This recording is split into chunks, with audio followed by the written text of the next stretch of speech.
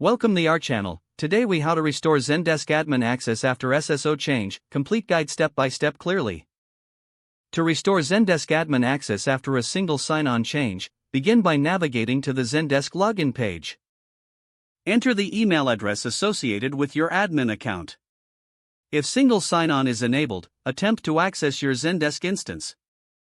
If you are redirected to your identity provider for authentication, log in there.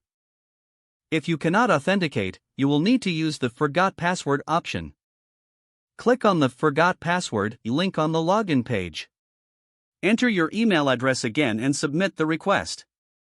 Check your email for a password reset link from Zendesk. Follow the instructions in the email to reset your password. Once your password is reset, return to the Zendesk login page.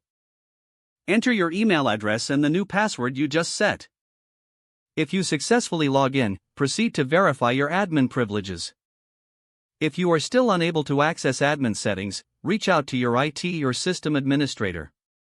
Request assistance to ensure your account is set as an administrator in the Zendesk settings. If your organization uses an identity provider, confirm that your admin role is correctly assigned there.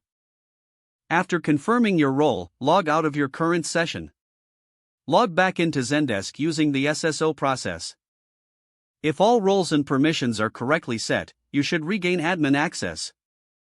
If issues persist, consider contacting Zendesk support for further assistance.